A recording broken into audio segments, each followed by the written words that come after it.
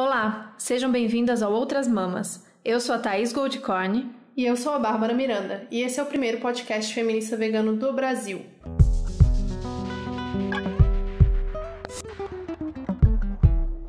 Então hoje começamos sério, porque o assunto é sério.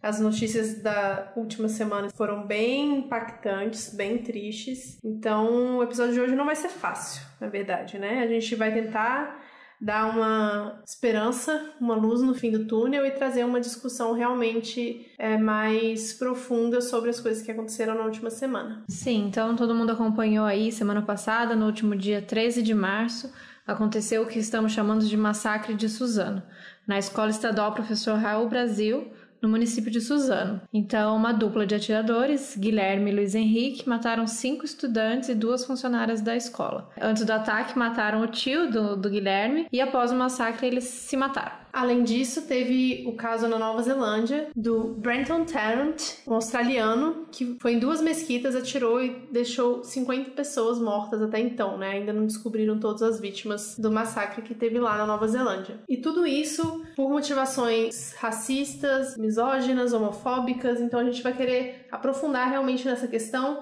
e na questão da relação da masculinidade, como ela foi construída, e da violência, né? A gente consegue traçar um perfil, né, desses casos e outros que a gente já conhece, como foi o massacre de Realengo, que aconteceu em 2011, Columbine, por exemplo, que foi um atentado muito famoso nos Estados Unidos, e outros vários, né, que a gente sempre fala isso é uma coisa comum, triste dizer isso, mas nos Estados Unidos, isso não acontece aqui no Brasil. E aí a gente já tá abrindo essa discussão para o que motiva, né? A gente tem a tendência, a gente vai tentar explorar isso aqui de maneira diferente da mídia, do senso comum, porque a nossa tendência é pensar o que levam esses meninos a cometer esses crimes e punir esses meninos, como, né, são casos isolados, porque eles são doidos, porque, enfim, são milhares de possibilidades. É o videogame, traço de personalidade, é família desestruturada, são várias as possibilidades. Mas a gente quer traçar um elemento em comum que une a maioria desses atentados. E de primeira a gente pode dizer que são meninos, né? Geralmente são muito jovens, homens e brancos. Por que será? Sim, tem várias pessoas que já escreveram sobre o assunto, mas é que nem a Thaís falou, a mídia tradicional, ela sempre vai dar a resposta mais simples para conformar o que as pessoas estão esperando, né? Então são pessoas que são desequilibradas, que têm a família desestruturada ou que tinham algum envolvimento com drogas. Sofreram bullying, e por isso eles foram levados a fazer esse tipo de ação, e são casos isolados, quando na verdade não são. A gente acredita que isso é uma doença social mesmo, porque tem sido apresentado cada vez com mais frequência e de forma mais planejada do que era anteriormente, né? Sim, acho que essa é a ferida ali já é a parte feia, podre da masculinidade, né? Quando ali ela não tem pra onde ir e aí acontecem coisas como essa. Então, por exemplo, no caso dos meninos, não vou falar meninos não, porque a gente vai diminuir, dos homens, né? Porque um deles já tinha 17 anos e o outro 25. 25, homem. De Suzano, tem aquele site que chama Escreva Lola Escreva, incrível, falando sobre especificamente esse massacre, e uma matéria da Vice muito legal também, falando bem detalhadamente sobre tudo isso, da participação desses homens em fóruns da internet, que a gente chama, né, na Deep Web, na Dark Web, já a gente vai falar mais sobre isso. O que acontece? Esses homens, eles se sentem excluídos da sociedade, então eles veem os movimentos sociais de libertação das minorias como uma ameaça. Então, o feminismo, o movimento LGBT, o movimento negro, eles veem tudo isso como ameaça à identidade deles como homens héteros brancos. E eles encontram nesses fóruns da internet um conforto, pessoas que acolhem eles de uma forma através da violência, por incrível que pareça, né? Eles se sentem acolhidos através da violência, porque de alguma forma eles sentem que eles não se encaixam nos padrões da sociedade. Então eles sentem uma pressão de serem pessoas que eles não conseguem ser, então homens bem-sucedidos, casados, com filhos, eles não conseguem alcançar esses objetivos, né? Ricos, e eles vão para os fóruns da internet desde cedo. A maioria dessas pessoas são adolescentes ainda quando eles entram nesses fóruns, e eles vão atrás de pessoas que entendam essa frustração que eles têm. E o jeito deles processarem essa frustração é através da violência, da incitação da violência e de culpabilizar os outros, né? Então, o grande inimigo deles são as mulheres, são os gays, são as lésbicas, são todas as minorias que estão tentando aí mudar essa estrutura da sociedade, né? Quando, na verdade, as pessoas deviam se juntar e todo mundo conversar entre si, eles estão realmente excluindo os outros e falando, não, vocês estão errados, a gente que tá certo e a gente precisa fazer alguma coisa a respeito disso. Exato, e outro alvo desses caras são quem tá cutucando isso e querendo denunciar e querendo mostrar que isso vem acontecendo, que isso é a ferida do patriarcado, como várias outras, mas uma delas são esses meninos que não sentem parte em lugar nenhum, né? Porque como homens brancos, eles teriam direitos a muitas coisas, porque, né, o privilégio que a gente sempre fala aqui, e por motivos diversos, esses não têm. Então, seja por aparência, seja por personalidade, seja por que for, eles acham que eles não têm aquilo que é deles por direito, né? Que são as coisas que eles deveriam conquistar, que foi dito pra eles que eles são os caras que são viris, né? Que é o que a gente diz pros nossos meninos que eles podem conquistar, e eles não estão conquistando, e eles não conseguiram aquilo que foi prometido a eles. Então, eles vêm com esse discurso de ódio. Então, dos alvos deles são as pessoas que denunciam isso. Então, a Babi já falou da Lola. A Lola, pra quem não conhece, a Lola Aronovitch é uma professora, doutora, feminista maravilhosa, que tá aí na luta há muito tempo, que é uma mulher que eu não consigo dimensionar a força dela, porque ela é ameaçada de morte há anos. Então ela vem denunciando esses chans, esses grupos, há muito tempo. Depois eu aconselho vocês, a quem não conhece, a conhecer o trabalho da Lola, que é um blog que desde que a internet é mato, ela tá lá falando sobre essas questões, falando sobre várias outras questões, né, falando sobre feminismo e tal. Mas ela incomodou desde sempre esses grupos, então ela sofreu ameaças reais desses caras. Tem um cara específico, que eu vou precisar de ajuda aqui, Marcelo Vale, que é um criador de um grupo grande desses, do Chans, que é o Dogolochan. Gente, são nomes que também pra mim foi tudo muito novo. Eu sabia que existiam esses fóruns, mas eu nunca tinha entrado nesse mundo, assim, pra ler. E é chocante. Quem não leu ainda, se prepara, porque ali é o esgoto do esgoto. Na verdade, eu nem recomendo ler. Só ouve o que a gente tá falando aqui, porque a gente já fez um Não, lê nos fóruns jamais, mas lê o que Lola denuncia, lê o que a matéria da Vice denuncia. Teve até matéria do Fantástico no último domingo. Então, esse Marcelo, ele foi preso já por crime de racismo na internet. Ele é um desses famosos, ele é o famoso troll. O trabalho dele, a vida dele é dedicada, e desde sempre, desde que a internet começou, desde Orkut, de que ele entra pra fazer esses comentários racistas, machistas, enfim, e com muito ódio, né? Esses discursos de ódio. Esse cara foi preso, solto, enfim, que agora ele tá preso, condenado a 41 anos de prisão. Inclusive foi criada uma lei, que é a Lei Lola, que é para denunciar esses crimes de ódio na internet. Porém, então pronto, aqui no Brasil o maior nome na criação desses fóruns, um cara que inclusive incentivou muitos desses casos que a gente tá falando aqui, outros que a gente não falou ainda, mas que tem esse cunho semelhante. Pô, então tá resolvido o problema, né?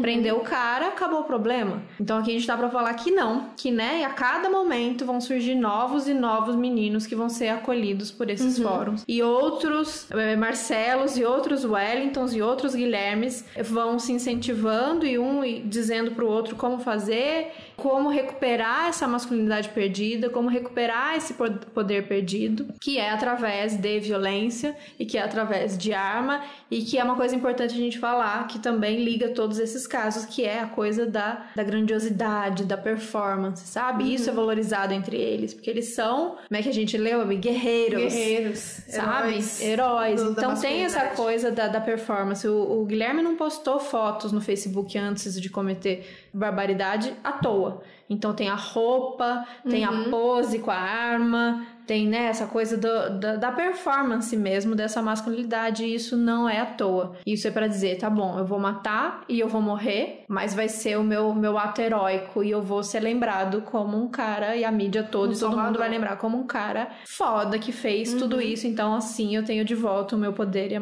minha masculinidade. É como se fosse um sacrifício, um autossacrifício, né? Da mesma forma que a gente não entende muito bem como que funciona essa mentalidade das religiões. Tipo homem-bomba? Assim? Tipo homem-bomba, sabe? Eu não quero colocar uma religião específica aqui, mas tipo homem-bomba, que as pegam uns meninos novinhos, assim, e de repente vai o cara lá e ele sente que ele se sacrificou por isso. E esses caras aqui, como no caso de Suzano, também eles sentem que se sacrificaram em prol de um bem maior, né? E qual que é esse bem maior? Por que eles chegaram nisso? E exatamente essa questão dessa ideia de masculinidade totalmente errada que a gente construiu na nossa sociedade, de que o homem tem que ser viril, de que o homem tem que ser pegador, de que o homem tem que conquistar uma mulher. Não pode sentir, não pode chorar. Não pode sentir, não pode chorar. E à medida que vão chegando novos meninos crescendo, virando homens, e vendo que eles não conseguem ser esses homens super-heróis, super viris, super donos da porra toda, eles se decepcionam com eles mesmos e vão atrás desses fóruns pra conseguir buscar alguma força, né? Então, muito deles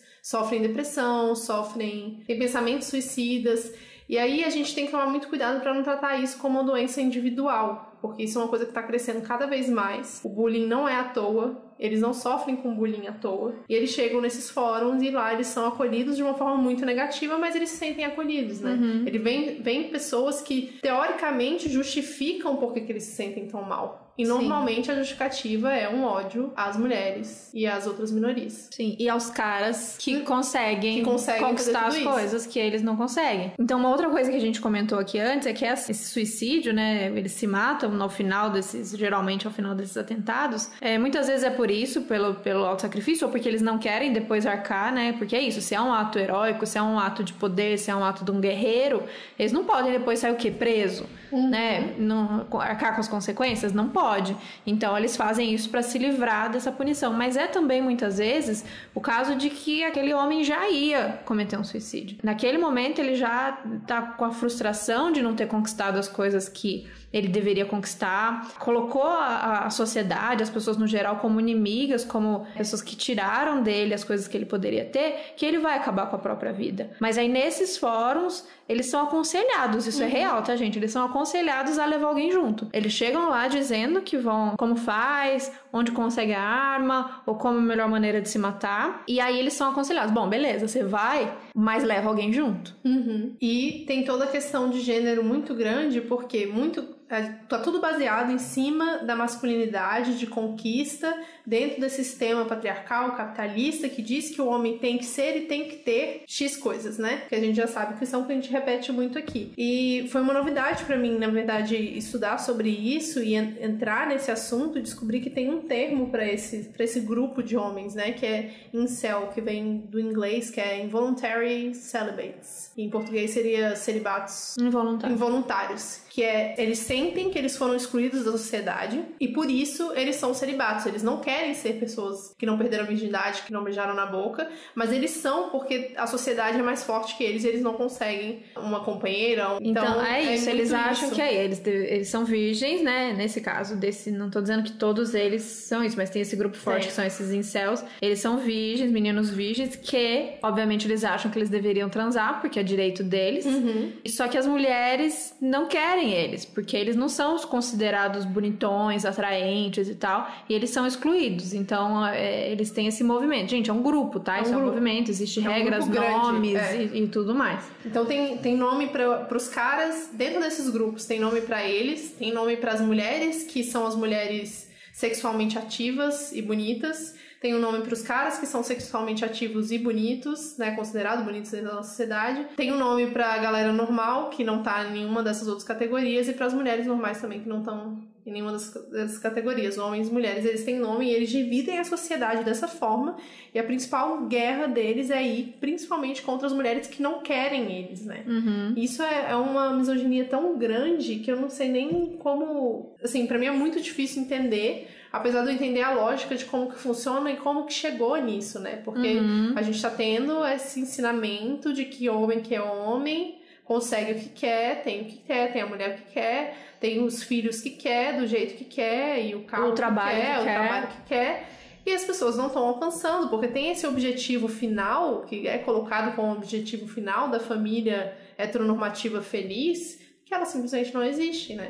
São pouquíssimas famílias heteronormativas felizes e ricas. E não tem como todo mundo ser rico, e não tem como todo mundo ser heteronormativo, né? Então, são pessoas que não se encaixam nesse padrão. A resolver isso, na verdade, eles tentam resolver isso através da violência. E é tenso demais pensar nessa construção, mas é isso que a Babi falou, a gente consegue enxergar como esse pensamento é formado.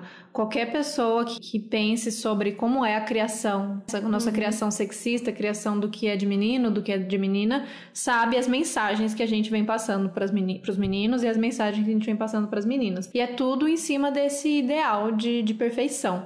Porque a gente tá falando aqui de menino, menina não sofre todas essas imposições de tem que ser ou se sofrer, né? A gente passou aqui, acho que 33 episódios falando sobre isso, tirando um que a gente, inclusive, já tem um episódio sobre masculinidade tóxica, mas os meninos ficaram ali mais na vivência deles, né? São meninos privilegiados que não tiveram esse impacto que todo mundo tem dessa pressão na criação, mas foram acolhidos de alguma maneira, ou conseguiram olhar pra dentro de alguma maneira e estamos aqui. Mas esses meninos não tiveram, né? E as meninas também não. Então, duas maneiras, né? Duas mensagens e duas maneiras de lidar. Então, pras meninas, a gente fala também que tem que todo o ideal de perfeição tá ligado ao quê? A nossa estética, ao nosso padrão louco, insano de beleza, e a conquistar também uma família perfeita, um marido perfeito, maternidade, tudo isso mais. As meninas que não conseguem, que já ali você fala meninas porque a gente tá falando sim nesse processo de crianças e adolescentes, que é quando começa esses primeiros baques. Quando elas percebem que elas não são e não vão ser, começa o auto-ódio, né? Toda a fase nossa de se odiar. E aí você pode transformar isso em se machucar, como as doenças relacionadas à autoimagem, ou mais pra frente cirurgias estéticas, ou que seja, ou mesmo saber que você, como Mari já disse aqui no episódio sobre síndrome da impostora, sabendo que você é uma merecedora de menos, aceitar qualquer coisa, então aceitar qualquer emprego, aceitar qualquer relacionamento, aceitar qualquer coisa que seja uma bosta mesmo. Então a gente direciona esse ódio pra gente mesmo. Sim. Só que os caras não, porque os caras eles tinham que conquistar, o mundo é deles, é tudo pra eles. E aí os que não conquistam, ao invés de ter ódio deles, que uns têm, claro, mas eles vão ter ódio do quê? Do outro. E o outro, geralmente, a mulher. E isso explica também toda essa enorme violência contra a mulher. É isso, o cara tá num relacionamento. Aí saindo aqui dos virgão. O cara tá num relacionamento com uma mulher, tá tudo certo, ela é perfeita, ela é maravilhosa, ela é a mulher da minha vida. Nossa, mas de repente ela começou a me contrariar, de repente eu acho que ela tá me traindo, de repente ela quer fazer uma viagem, de repente ela me respondeu de um jeito atravessado. E aí que entra a violência, porque não, você era minha. Ser assim, exatamente. Combinar, me prometeram que você era minha e você vendeu isso pra mim, você me enganou. E aí, gente, a gente tá em março, a gente não acabou esse mês e o número de mulheres vítimas de feminicídio no Brasil é assustador. Tudo isso é o mesmo tema que a gente tá falando. Tudo isso é reflexo da criação sexista que a gente tem dado às nossas crianças, sabe? E se a gente não parar pra conversar sobre isso e botar os meninos pra conversar, botar homens pra conversar, a gente falar sobre paternidade, sobre maternidade, a gente falar sobre relacionamentos, convivência, a gente vai continuar criando esses meninos que precisam resolver isso dessa maneira, porque é a forma que eles encontraram, e meninas se odiando e homens odiando mulheres e por aí vai. Eu até, inclusive, em uma das matérias que eu li, eu não lembro quem foi que falou, mas eu gostei muito da frase, vou procurar, depois a gente coloca no Medium. Pra essa pessoa não existe o termo masculinidade tóxica. Toda masculinidade é tóxica por si só. Porque ela simplesmente, a masculinidade, da forma como ela é construída na nossa sociedade, ela não é compatível com liberdade e justiça pra todos, porque ele sempre vai partir do princípio de que o homem vai ser dominante nas relações. Então não tem como mulheres serem libertas a partir do princípio de dominação masculina. Então a gente tem que desconstruir desde a raiz mesmo, desde ali da infância. E isso não quer dizer que essas pessoas que hoje têm ódio pelas mulheres e que têm ódio pelas minorias não possam desconstruir essa ideia deles também, né? Tem um pesquisador que fala isso, o nome dele é Stony Brook. Ele diz que a ideia central dessas pessoas nesse movimento de ódio é que essas ideologias violentas são geralmente daquelas pessoas que não tiveram chance de provar seu valor dentro das maneiras típicas de como sustentar uma família. Então, a partir do momento que ele consegue sair disso e consegue ver alternativas, né, que ele não precisa ser esse padrão, ele consegue retornar. Então a gente ainda tem chance de conseguir reverter esses quadros, né, mas a gente precisa de diálogo e de conversa. E aí é o que a gente colocou antes, né, a mídia sempre vai tentar achar um culpado dentro da história para relativizar um problema que é social, um problema que é geral, né, então vai ser ou as drogas, ou a família que é desestruturada, um pai que abandonou, uma mãe que abandonou, um pai que foi violento. Sim. E aí a gente vai ficar por isso mesmo, tá? Não, realmente não, esse menino era era doente porque a mãe dele, sei lá, sumiu de casa, sabe? Saiu de casa. E isso não traz o debate, né, para as famílias. Porque é isso, uma família, eu fico pensando numa família assistindo isso, esse horror, e tem lá seus meninos de 5, de 10, de 12. Isso, então culpa a mãe. Ah, que família. Teve uma parte péssima, cobertura péssima, aliás, da mídia, pelo amor de Deus, que acho que é um repórter da Record, corre atrás da mãe do Guilherme, ela tá na rua, você viu isso, com o microfone na boca, tipo, mas e aí, por que você acha que ele fez isso? Você sabia que ele ia fazer isso? Mas onde você acha que você errou? Você não acha que não sei o quê? Uma coisa terrível, de assim. culpabilização da mulher. Total, né? E além da invasão daquele momento, a mulher, tudo bem, o filho dela, naquele momento, um assassino, mas filho dela também tinha morrido, sabe? E ele com o microfone na cara dela, indo atrás, e ela só indo, não tava entendendo nada, tinha acabado de receber a notícia. Enfim, uma família assistindo isso e fala, olha, também essa mãe, esquisita, eu vi isso em comentários, esquisita essa mãe. Mas também sozinho, o menino morava sozinho, nem morava com ela. Ah, minha família nem não é assim. Direito que ele fazia. A minha família é ótima, eu tô aqui, eu, meu marido, meus filhinhos, tá tudo certo, não é comigo esse debate. Olha que terror, que família perdida e tal. Ou então, de outras maneiras, você tenta jogar aquilo como um problema daquela família, daquela criança, daquele homem, e não traz isso pra sua realidade. Então, todos nós somos culpados por tudo isso que aconteceu, sabe? No momento que a gente não promove esse debate. Então, trazer isso de maneira mais profunda, e outra, né? Essa coisa de culpar a mãe, a gente já tá cansado dessa coisa de culpar a mãe. Essa ponto. Mãe que... Tudo, né? Tudo é culpa dessa mãe. Só quando a coisa é boa que não é culpa da mãe, mas se der errado é culpa da mãe, se repetiu na escola é culpa da mãe, tudo é culpa dessa coitada dessa mãe. Então, primeiro isso, né? De pensar mais num geral, nesse menino como um filho da sociedade, e não dessa ou daquela família, e pensar em promover o debate de maneira mais autônoma, mas geral, né? Olhando pra entender a base disso tudo, e a gente não promove esse tipo de discussão. Sim. Então, o que esses... fica muito no superficial. Muito no raso. O que esses meninos estão pensando? Ou por que eles não estão sendo acolhidos? Será que quando meu filho brigou na escola e voltou chorando e eu falei, você apanhou? Vai apanhar de novo. Porque você tinha que ter batido e tal. Ou chorou e você mandou engolir o choro porque o menino não chora. Ou se ele quis brincar de alguma coisa, você falou coisa de viadinho, coisa de mulherzinha, não pode. Ou que você falou pra menina que ela é princesa, que ela é linda, que ela tem que estar linda porque o vestido é lindo, porque é lindo. Também, todas essas nossas atitudes, a gente costuma desvincular muito as coisas do dia a dia, a coisa do brinquedo, a coisa da forma que brinca, da aparência, com o problema que já é ali a merda quando ela espalha de vez, que era um caso desses atentados, sabe? A gente não consegue relacionar as ações do dia a dia como uma sociedade pra uma ação dessa, que é quando a merda estoura. Essa merda não estoura por acaso, sabe? Ela vem sendo construída pra explodir dessa maneira. Então, a gente tem maneiras da gente tentar reverter isso. Óbvio que não é uma ação individual, né? Mas eu já faço isso. Nossa, eu dou boneca pro meu filho, pode chorar, né? Ótimo, obviamente a gente tem que fazer isso, mas a gente tem que pensar em maneiras de incluir mais pessoas nesse debate. Sim, não tô dizendo que eu sei como, mas a gente tem que falar, a gente tá fazendo esse podcast,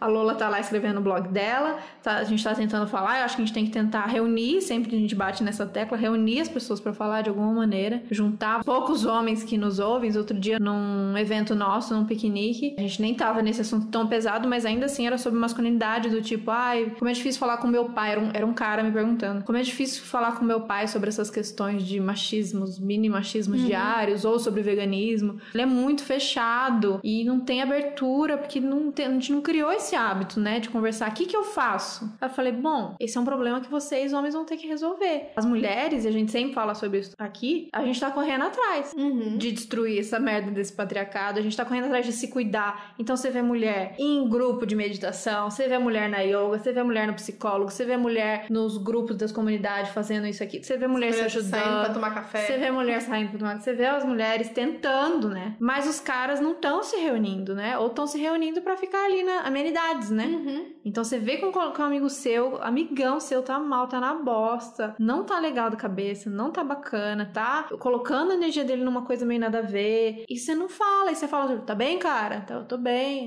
tá. Não consegue, né? Porque não foram estimulados, tá? Mas sabendo disso, sabendo que tudo isso tá acontecendo, para e chama os caras pra conversar, promove isso com seu pai, promove isso isso com seu tio, promove isso com os primos, promove isso com os homens que você conhece, porque vocês vão ter que sentar e conversar, porque não vejo outro caminho. Outra justificativa que eu acho que foi uma das primeiras que apareceu, né, que eu acho que sempre aparece, é a influência da mídia em cima dessas crianças, desses adolescentes, desses homens que acabam realizando esses atos super violentos, né? Então a primeira coisa que foram investigar era que tipo de jogo que o cara joga no computador.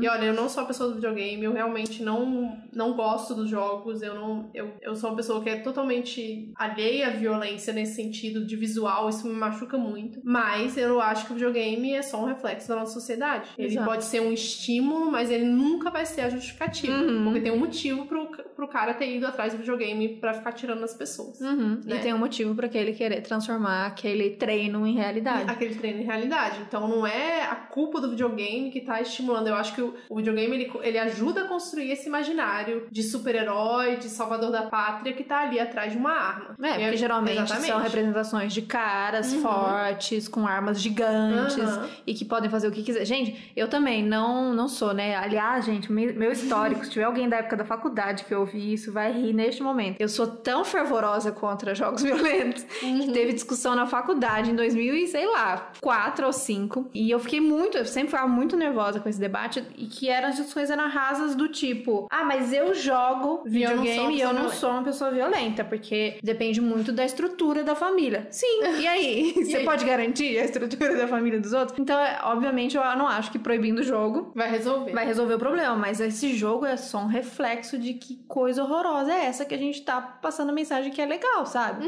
Uns cara forte, cheio de arma, e vai. E não é só matar, né? Matar de maneira cruel, e pega puta, e faz não sei o que. É umas coisas terríveis. Como é que é o nome desse jogo? Eu sei lá, eu detesto essas coisas. Eu também, eu odeio.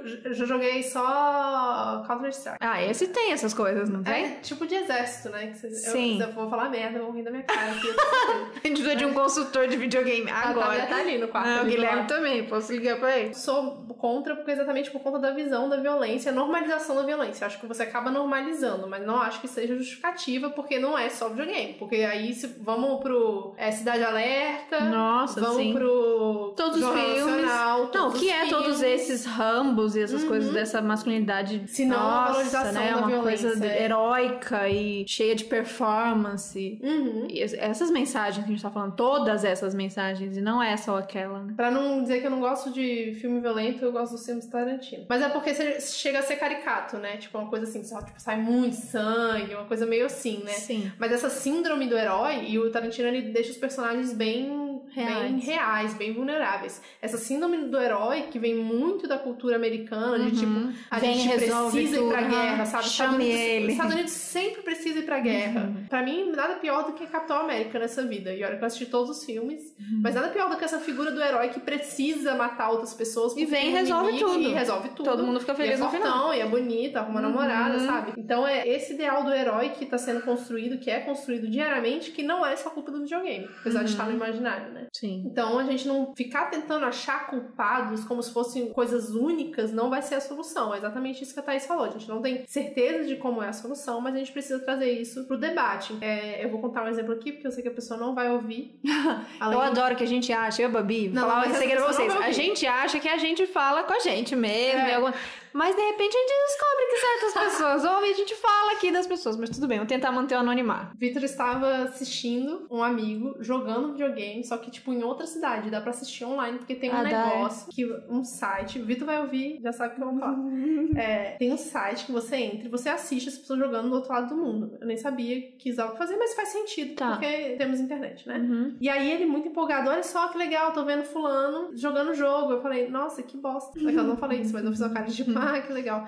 Aí ele falou, você não consegue ficar empolgado com isso? Eu falei, não consigo ficar empolgada. Porque tem um histórico dessa pessoa que eu sei que ele não faz nada na vida dele, além de jogar videogame. E aí eu não acho saudável. Mas é profissão, tá? Não, mas ele não ganha dinheiro com isso. Ele não ganha dinheiro com isso. Então não. Ele é uma pessoa por diversão. Por diversão, desempregada, por diversão, ele faz isso durante o tempo que ele tem disponível, que é basicamente o dia inteiro, quando ele não está dormindo. E ele tem, assim, mais de 17 anos. Muito mais de 17 anos. Mais que 30, por sinal. Entendi. E aí eu falei, ó, Vitor, eu acho que vocês tinham que conversar com ele, porque não é uma coisa saudável um cara de mais de 30 anos que está desempregado ficar jogando o jogo pela internet e tá os amigos tudo aplaudindo, porque ele tá indo muito bem no jogo, porque vocês estão acompanhando, olha que legal, sabe? É exatamente isso, não tem diálogo. E tipo, e aí, cara, você tá bem? Você tá precisando de ajuda? Você quer frila? Eu tenho frila pra te passar? Tá jogando Não, e se tudo bem, se não sabe? trabalha, Tipo, mas que, né, construindo coisas úteis, não, estudando, não né, tem. um trabalho voluntário. Não tem aí. nada disso. Não tem. Não, estou falando de uma pessoa que não tem nada disso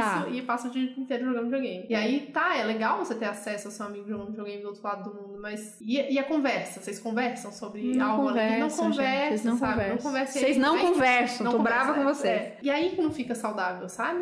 É legal, mas e até quando? E aí você vai olhar. Na semana seguinte teve competição mundial de Counter-Strike. Sei porque Vitor acompanhou e você acompanha. Tinha um time brasileiro de Goiânia. Eu sei porque um ex meu também gostava e jogava e acompanhava. E eu fiquei sabendo que o time de Goiânia já ganhou o campeonato mundial de Counter-Strike. Eu fico guardando essas informações na minha cabeça, sei lá por quê. E aí o Vitor assistiu, ficou acompanhando 2 dias, não o tempo inteiro, mas ficou acompanhando, vendo até onde o time ia e me contando as coisas como se, né, foi super interessante e eu cagando. Só homem. E tem isso também, né? A minoria de mulheres que participam, elas são super apagadas e é uma violência louca. Eu vi outro dia uma matéria sobre isso também. Essas mulheres resistem lá e muitas vezes elas entram com um perfil, com um nome masculino pra conseguir, porque elas são mega desrespeitadas ali. São uma minoria e os caras acham que não era pra elas estarem ali, né? Obviamente elas não vão saber jogar videogame e fazer as coisas que tem pra fazer, porque, né, precisa de pinto pra fazer isso. Mas o assunto do videogame e misoginia dentro do mundo do videogame, acho que a gente pode deixar pra um outro episódio. A gente podia chamar uma mulher que joga. Tem uma mulher que joga? Vocês conhecem uma mulher que joga? A gente já arranjou? Tá. Já tá na lista. Tá. A Yonaki recomendou, conheci ela outro dia. Verdade. Lembrei. Vai rolar, legal. Vai rolar. Mas uma coisa a mais que a gente queria falar é exatamente dessa construção do imaginário de um super-herói que precisa destruir tudo que tá aí. É o nosso não querido presidente.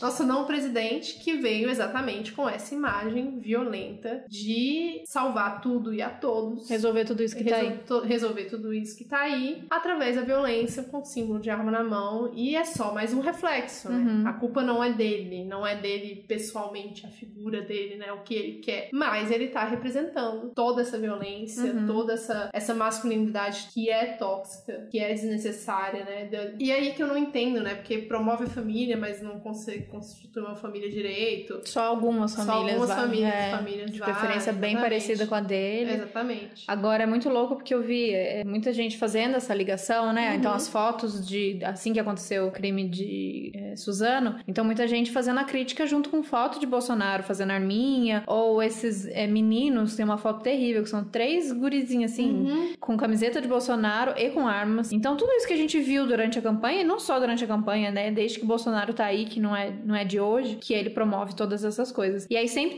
surge alguém, sei lá, da onde, da lâmpada, pra dizer, nossa, Bolsonaro é presidente há meses e ele inventou esse crime, não tinha acontecido antes nada parecido. Ele realmente em pouco tempo de governo, é o culpado de todos esses crimes. Antes, no governo do PT, não acontecia isso. Eu sei que dá preguiça de responder, gente, é complicado, mas respira. É isso que a gente tá falando. Esse cara, ele representa, ele não é novo. Primeiro que ele não é novo, ele tá aí fazendo arminha há muito tempo. Sim. Esse imaginário, esse cara que entra como o cara que vai resolver através da arma, através da violência, porque a segurança, porque a família. Esse discurso não é de agora. Tem que guerrear. De ele na presidência. Esse discurso tá aí há muito tempo. E mesmo se não tivesse, né? A gente tá dizendo tudo que esse cara representa se ele fosse um cara qualquer como ele era, um deputado que não fazia nada. Mas agora ele é o presidente, ele representa o Brasil. Então é a nossa análise de pesar, de pensar o que isso pode representar mais pra frente, né? Então enquanto a gente já tava num lugar que já tava ruim em relação a tudo isso que a gente falou, masculinidade, todas essas merdas todas de áreas de violência do patriarcado, se já tava assim, imagina agora com um cara que tá no poder e que diz que é arminha mesmo, e de que tem que se defender, e que daquele cara que se diz que se os professores e funcionários estivessem com armas, eles teriam se defendido. Então, tipo, é esse o pensamento que é jogado por aí, que é legitimado por por um cara que tá no poder. E os filhos. Enfim, gente, eu não quero falar dessa família que é bad vibes total. Deus me livre dessa família. Próximo assunto, não quero. A última coisa com relação a esse assunto é que o Marcelo, que você citou no começo, que tá preso, tem o Douglas Chan lá, já esqueci o nome do... Douglas Chan. Acho que é isso. Tem uma multidão de seguidores aí atrás dele, todos homens com esse perfil super tóxico. Ele foi super apoiador do Bolsonaro. Você tá mentindo pra mim. Meu Deus, novidade. E tem aí uma legião de fãs que seguem ele ideologicamente e cegamente em tudo que ele fala. Então isso realmente representa uma coisa muito grande, né? Mas aí a gente tá aqui pra não falar só de coisas horríveis, só de tragédia, e pra dizer que a gente não vai perder a esperança no mundo, né? Nunca. Que tivemos heroínas nesse massacre. 2 mulheres incríveis, além de outras crianças, outros alunos. E as professoras todas, que foram a Silmara Cristina e a Hilary Barbosa. A Silmara, ela era merendeira da escola, e ela, quando começou a ouvir os tiros, ela conseguiu fechar os alunos dentro da cozinha, pediu pra todo mundo deitar no chão, a cozinha toda de vidro, né? Então tinha acesso. E ela jogou uma geladeira e uma mesa pra proteger as crianças, e ela conseguiu salvar várias crianças, vários alunos da escola. E tem vários relatos dela na internet, é muito legal de assistir, muito positivo, dá uma esperança realmente.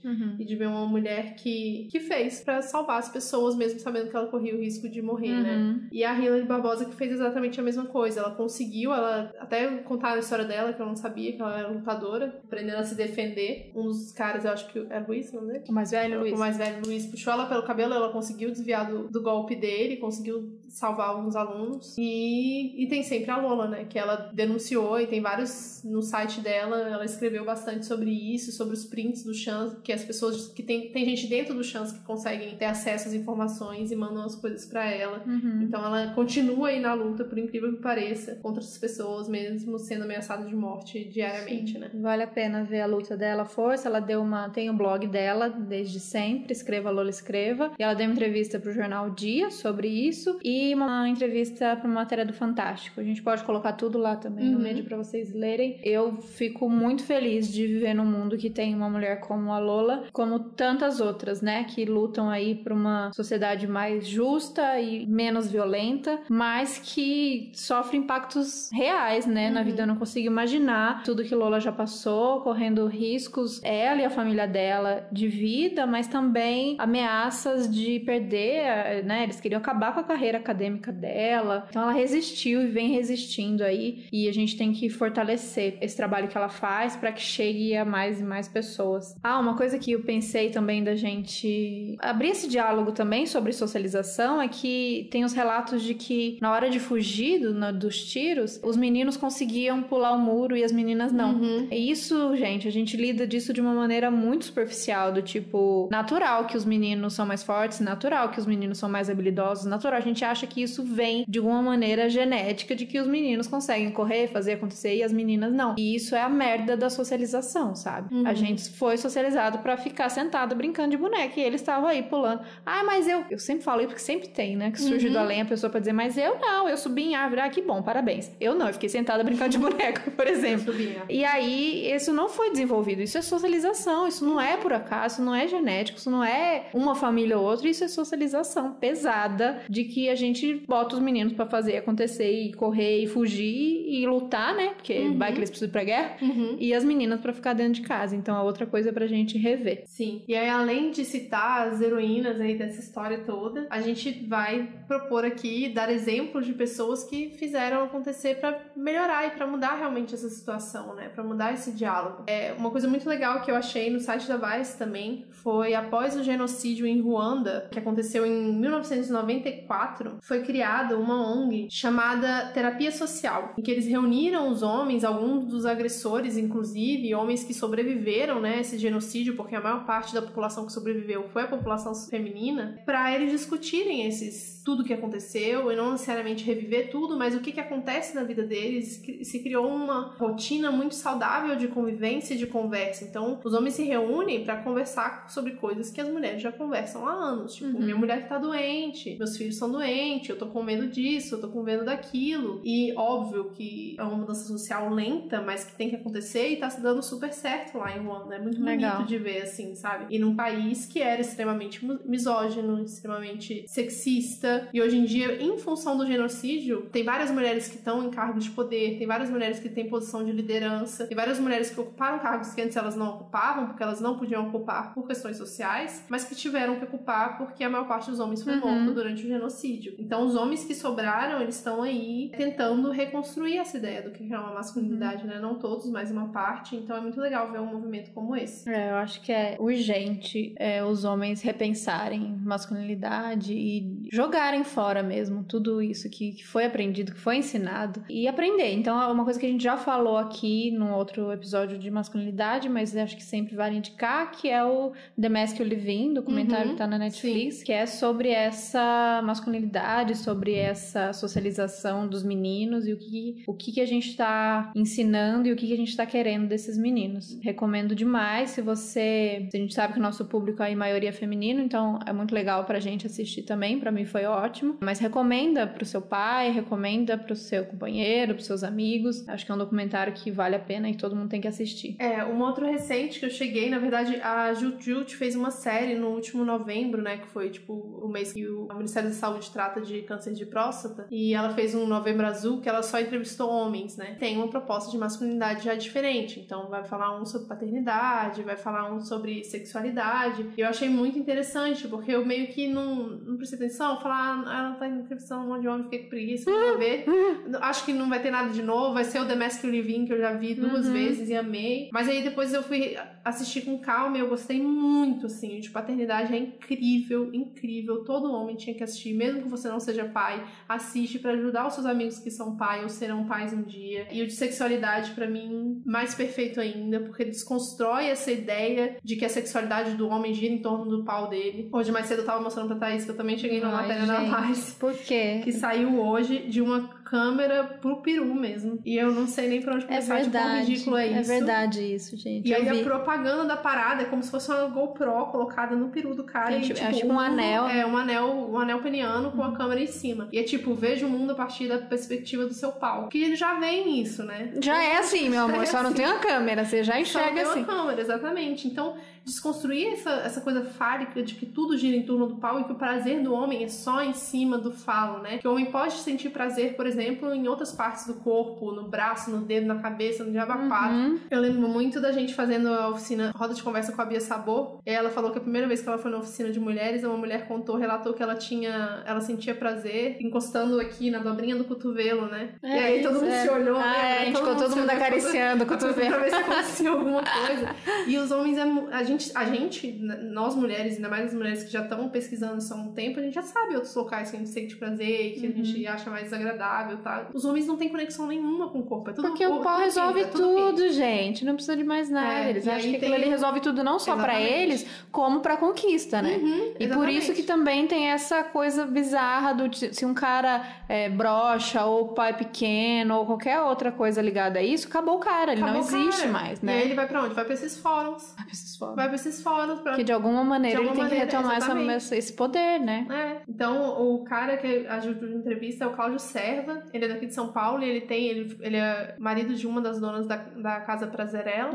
E ele tem o projeto Prazerele, que é exatamente pra desconstruir esse machismo, essa masculinidade que gira todo em torno do pau. É muito legal. Curti muito. Acho que é uma coisa que vale a ver e que tem que ser replicada aí em outras cidades. A cada vez que a gente vê um cara decepcionando todo dia, falando uma besteira, ou muito, né, com essa coisa ligada com a sexualidade, com o pau, mulheres, gente, as mulheres héteras estão dizendo, o homem precisa acabar, ninguém aguenta mais. E isso, vocês têm que pegar isso como uma, né, não é assim, aí fudeu, então eu vou entrar no grupo, porque essas mulheres, elas têm obrigação de me dar. Porra, vamos refletir sobre isso, por que nem mulher hétero tá querendo vocês mais, ninguém tá aguentando mais isso. Então, desmontar mesmo toda essa performance que vocês aprenderam, que vocês tinham que ser de conquistador, disso e daquilo, e começar de novo, gente, porque desse jeito não tá rolando. Agora a gente tá aqui num papo mais brando de relações mesmo, de sexualidade, mas que às vezes a coisa começa aí, né? Nesse poder que o cara, isso aí já vamos lá em Freud, lá na psicanálise, dessa coisa do falo mesmo, como a Babi falou, do poder do cara tá no falo, e achar que a falta dele,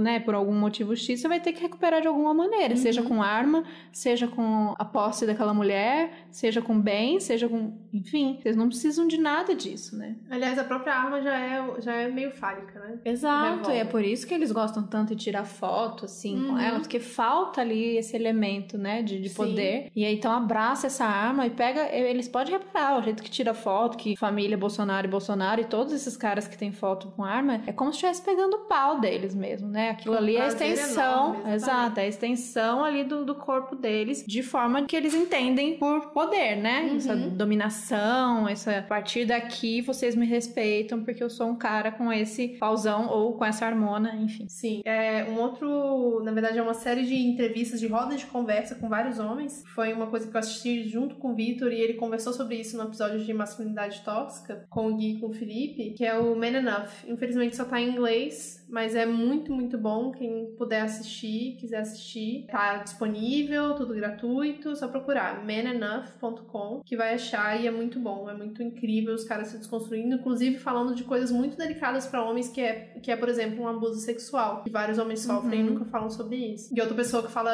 sobre isso muito bem é o Terry Crews, Sim, né? tem uma entrevista incrível dele falando sobre como ele, depois de ser esse cara, ele é um cara negro, mas enfim, heterossexual, com família, ele conseguiu desconstruir isso depois, a partir de uma denúncia de um abuso que ele sofreu, e aí como ele vem remontando tudo que ele aprendeu sobre masculinidade, bem legal também. E é isso, gente. Então, homens, mensagem pros homens aqui, conversem com seus amigos, perguntem se eles estão bem, se eles estão mal, se você pode ajudar, como que você pode ajudar. Eu acho que só de você estar disponível pra ouvir já é mais do que suficiente, sabe? Dentro do escopo que a gente tem hoje, socialmente, que simplesmente os homens não falam, mulheres, ajudem outras mulheres a fazer seus homens a conversarem, a falarem, a serem ouvidos. E vamos quebrar um pouco essa construção, principalmente meninos, boyzinhos. Às vezes a gente acha que é uma responsa só de pai e mãe, né? Ou, nesse caso, a gente tá falando dos homens, conversem com seus amigos, mas eu acho que, como eu sempre falo, né? As crianças são responsabilidade da sociedade inteira. Então, você tenta aplicar isso pro seu dia a dia. Se você tem um sobrinho e aí você vê que sempre vai ter alguém, mesmo mulher também reproduz isso, mas a maioria das vezes é um tio, e vai lá e fala, o menino tem 2 anos, a criança, o bebê. Vai pegar não sei quem, esse é o conquistador, é o garanhão. Quebra isso, sabe? Na hora, não se sinta intimidada de você corrigir. Eu passei por uma já da minha família de falar na frente, do tipo, essa coisa do fazer um menino sempre mostrar o peru.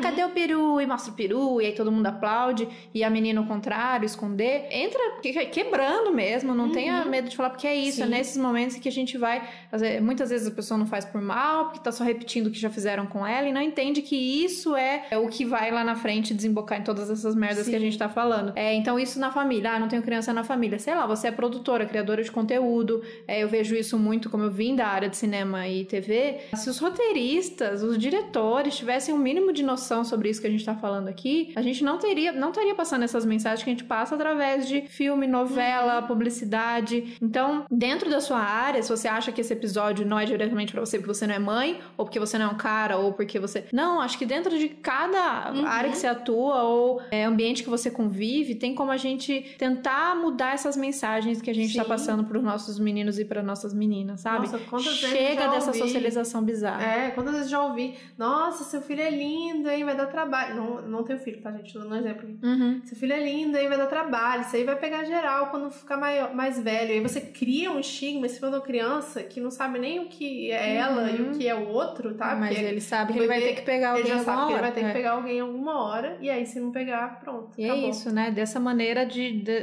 nem se ele não... Quando a gente tá falando dos casos dos que não conseguem, mas se ele consegue, é dessa maneira com essa hierarquia que a gente vem falando aqui. Então, gente, vamos tentar muito, não tem essa. Falar pra bebê, quando eu já vejo muito isso de amigas ou parentes que uma tem um bebê menino, outra tem um bebê menina. Vão namorar, e fica forçando nisso. Vão namorar, que vão não sei o quê. Gente, são bebês, tá? Vamos tentar focar na criação de um bebê feliz, amado, né? Saudável. E criança, eu gosto muito da frase criança não namora. Criança não namora, criança brinca, e se ela não tá brincando, tem alguma coisa errada. É isso, a criança ela aprende através da brincadeira. Se ela não tá brincando, tem alguma coisa errada.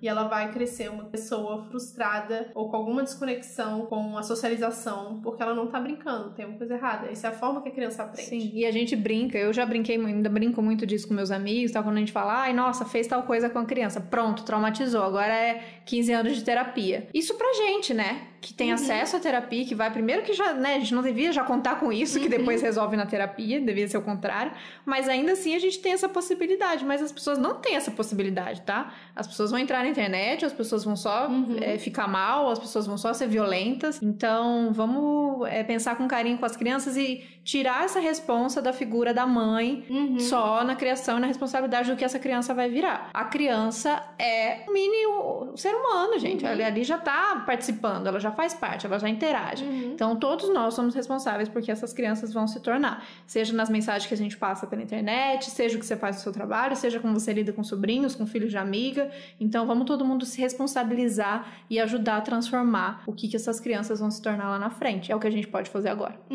Exatamente. E se você ouviu até aqui e gostou, a gente sabe, foi um episódio mais pesado, mas não denso de conteúdo, mas eu acho que denso de clima mesmo. Compartilha com os seus amigos, homens, mulheres. A gente sabe que esse é um podcast feminista, que a maior parte do nosso público é de mulher. Talvez essa mensagem não seja diretamente pra você, mas compartilha com o máximo de pessoas possíveis pra ajudar a gente a alcançar essa mensagem mesmo a mais pessoas. E se você se sentir à vontade, entra no nosso Apoia-se, apoia.se/Outras Mamas Podcast e colabora pra gente continuar fazendo esse conteúdo. Sim, é isso aí, gente. Beijo, até semana que vem. Tchau, tchau. Fui.